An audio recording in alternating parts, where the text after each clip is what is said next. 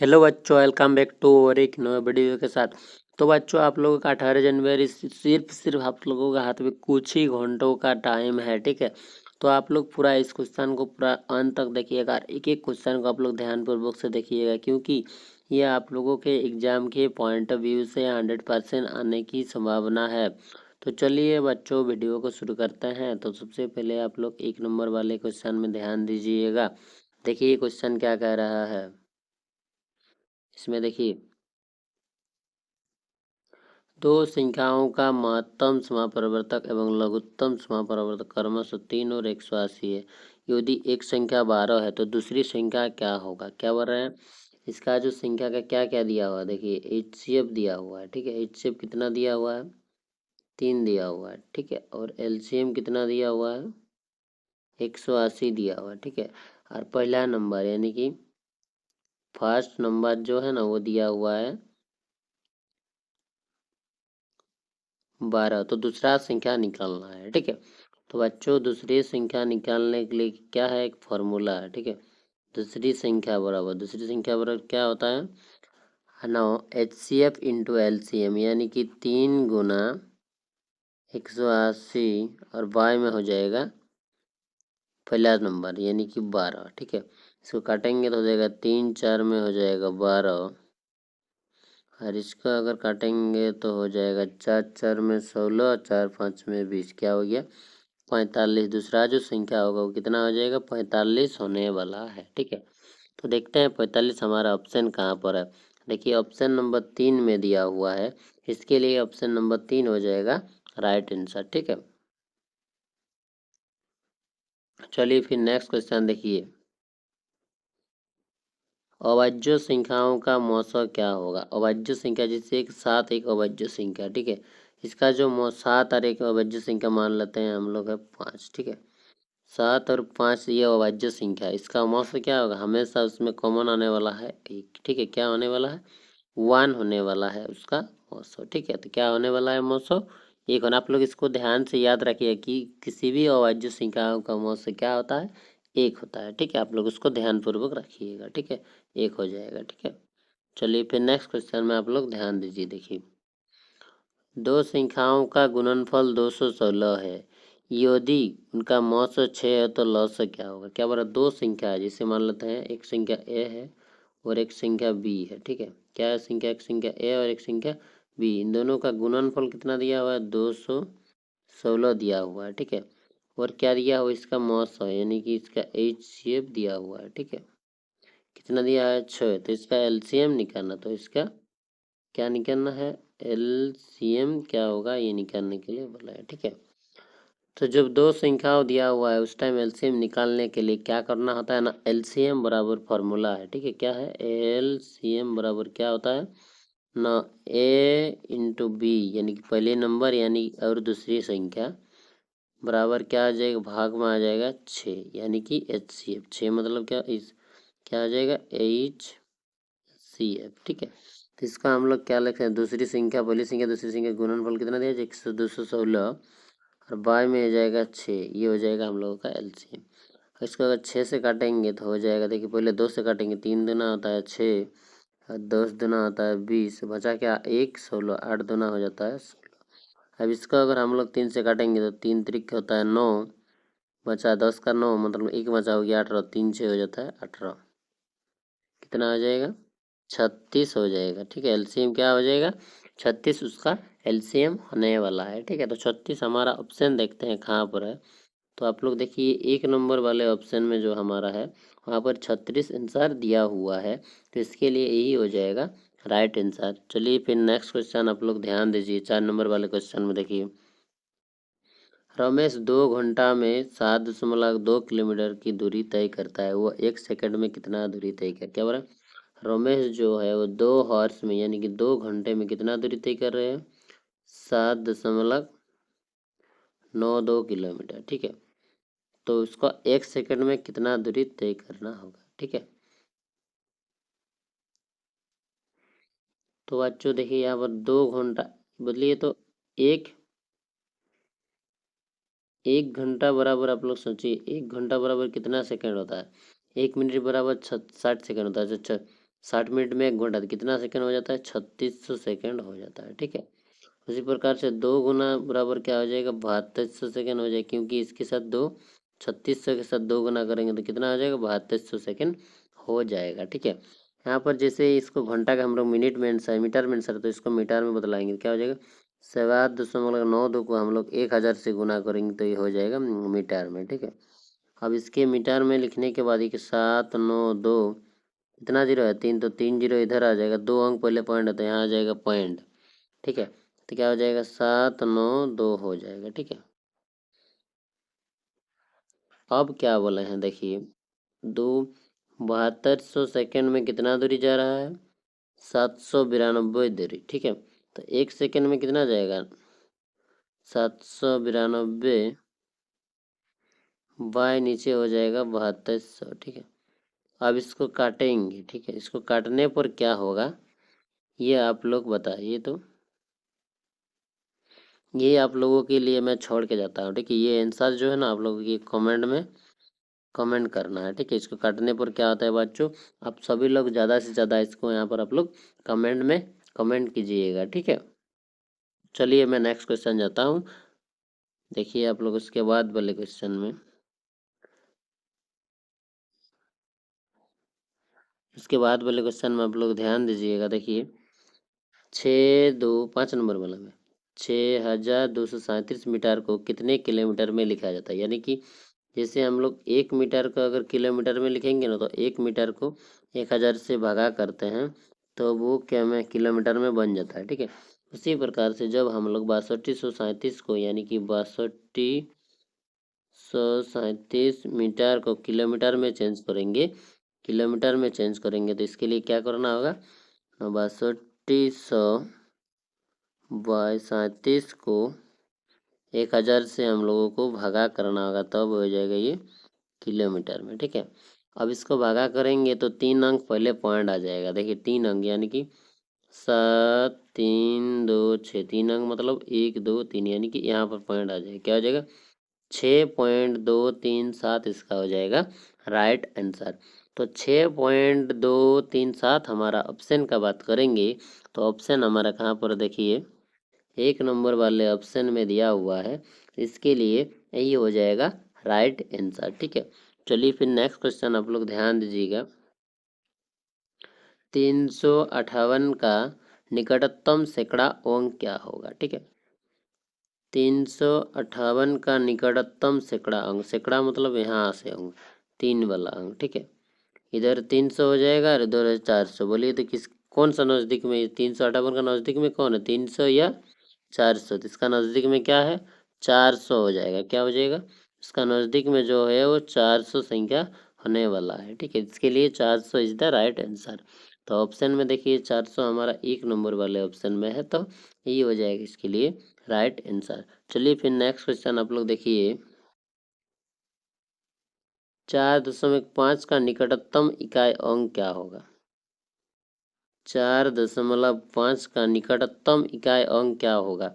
देखिए हम आप लोग पढ़े हैं कि 0 से लेकर अगर 4 के बीच में रहेगा तो इसका निकटतम अंक 0 माना जाएगा, और 5 से लेकर 9 के बीच में रहेगा तो इसका निकटतम अंक क्या माना जाएगा? 10 माना जाएगा। यानी कि यहाँ पर 4.5 दिया हुआ है तो इसका आगे की संख्या माना जाएगा तो वो क्या हो जाएगा? 5 इसको माना जाएगा। तो ठीक है, 4.5 का निकटतम इकाई अंक क्या हो जाएगा? 5 होने वाला है। ठीक है, तो 5 हमारा ऑप्शन कहाँ पर है? देखिए 4 नंबर वाले ऑप्शन में दिया हुआ है, यही लिए 4 ऑप्शन हो जाएगा इज द राइट आंसर। चलिए फिर नेक्स्ट क्वेश्चन आप लोग ध्यान दीजिएगा। देखिए किसी गांव में 720 व्यक्तियों में 30% व्यक्ति किसी दुर्घटना में मरे गए, तो गांव में कुल कितने व्यक्ति बचे हुए हैं? ठीक है, गांव में कुल कितने व्यक्ति थे? 720 व्यक्ति थे। कितने थे? 720। उनमें से कितने लोग मरे गए हैं? 30% व्यक्ति उनमें से मरे गए, तो गांव में अब कितने लोग बचे हुए हैं? ठीक है, तो इसका विश्वासन हम लोग निकालेंगे। तो इसके लिए क्या करना होगा ना, 720 को 720 लिख लीजिएगा, उसके साथ इंटू करना है क्या? 30 बाई परसेंटेज के लिए आप लोग पता है कि 100 देना होगा। ये जीरो ये जीरो और ये जीरो और ये जीरो कैंसिल हो जाएगा, तो बचा क्या? 72 गुना 3। अब 3 को 72 से गुना करेंगे तो क्या हो जाएगा? 3 दूना होता है 6 और 3 7 हो जाता है 21। कितने लोग बचा हुआ है? 216 लोग क्या हुआ था? दुर्घटना में मरे गए थे। कुल लोगों की संख्या कितनी थी? 720। उसमें से कितने लोग मारे गए थे? 216। तो इससे हम लोग 216 क्या करेंगे ना, घटा लेंगे। ठीक है, जैसे 216 घटा लेंगे तो क्या हो, 6 से 4 हो जाएगा 10, हाथ में गया 1, आ गया 0, इधर गया 5, क्या आ गया? 504 लोग वहाँ पर अभी उस 30% दुर्घटना में मरने के बाद बचा रहेगा। तो कितना है? 504। ठीक है, तो 504 हमारा ऑप्शन का बात करेंगे तो देखिए 2 नंबर वाले ऑप्शन में दिया हुआ है, इसके लिए यही हो जाएगा राइट ऑप्शन। ठीक है, चलिए फिर नेक्स्ट क्वेश्चन में आप लोग ध्यान दीजिएगा। देखिए 9 नंबर वाले क्वेश्चन में, मीरा की आय गीता की आय से 5% अधिक है, तो बताए कि गीता की आय मीरा की आय कितने परसेंट अधिक है। क्या बोल रहे, देखिए आप लोग ध्यान से समझिए। मीरा की आयु जो है ना, आय कितना गीता से कितना अधिक है? गीता से 5% अधिक है। तो गीता की आय, गीता गीता की आय कितना होगा? मीरा से कितना होगा? 5% क्या होगा? कम होगा। कितना प्रतिशत कम होगा उसका? अगर 5%, देखिए मीरा का आय अगर गीता से 5% ज़्यादा है तो गीता का आय मीरा से 5% क्या होगा? कम होगा। ऑब्वियसली इजी है, आप लोग समझ चुके हैं वो तो देखिए यहाँ पर 5% क्या हो जाएगा? उससे आय का कम हो जाएगा। राइट, चलिए यही हो जाएगा इसका राइट आंसर। चलिए फिर नेक्स्ट क्वेश्चन देखिए, 6.25 को दशमलव रूप में किस भिन्न में बदले, तो क्या बोले? देखिए इसको आप लोग क्या कैसे कर सकते हैं? देखिए 6 ध्यान से समझिएगा, 6.25 परसेंटेज को अगर हम लोग दशमलव भिन्न में बदलेंगे तो 6 पॉइंट के लिए पॉइंट रखिए। ठीक है, और परसेंटेज है तो उसके लिए नीचे गुना हो जाएगा 100। अब क्या करना, देखिए 6 पॉइंट को हटा दीजिएगा तो नीचे 100 तो ऑलरेडी था पहले का, 2 अंक पहले पॉइंट था यहाँ पर, और 2 जीरो गुना हो जाएगा। ठीक है, इसको हम लोग काटेंगे तो 5 20 में हो जाएगा 100। इसको काटेंगे तो 5 एकम 5, 12, 5 दूना 10, 5 हो गया। ठीक है, हो गया। अब इसको अगर फिर से काटेंगे तो 4 5 में होता है 20, और 5 25 में होता है 125, और इसको अगर काटेंगे तो 4 25 में होता है 100। तो क्या हो जाएगा? 1 हो गया ऊपर में, इधर हो गया 100, यानी कि 1/8 हो जाएगा। अब 1/8 को हम लोग भगा देंगे तो आ जाएगा 0.0, हो गया 10, 1 हो गया 2, 8 दूना होता है 16, 4 क्या हो जाएगा? 0.124 हो जाएगा इसका राइट ऑप्शन। ठीक है,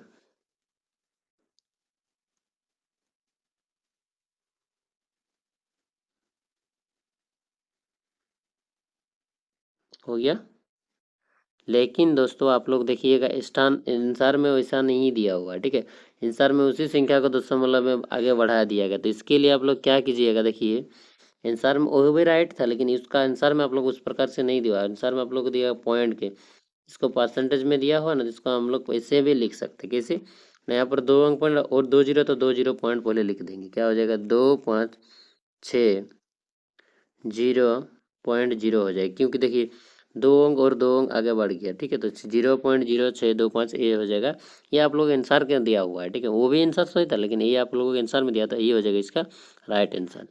चलिए देखिए यहाँ पर ये हो जाएगा, आप लोग ऑप्शन नंबर 1 में है, तो इसके लिए यही हो जाएगा राइट आंसर। चलिए फिर नेक्स्ट क्वेश्चन में आप लोग ध्यान दीजिएगा, किसी कक्षा में 72 छात्र उपस्थित थे, 8 अनुपस्थित थे, तो कितने प्रतिशत उपस्थित थे? एक कक्षा में, इस विद्यालय में कक्षा में कितने कुल स्टूडेंट थे? 72 थे। उनमें से 72 में से क्या थे? 72 स्टूडेंट उपस्थित थे, उनमें से क्या थे? 8 अनुपस्थित थे। ठीक है, तो उपस्थित कितने थे? देखिए 72 में कुल विद्यालय के स्टूडेंट 8 अनुपस्थित थे, तो 8 उससे घटा लेंगे तो क्या हो जाएगा?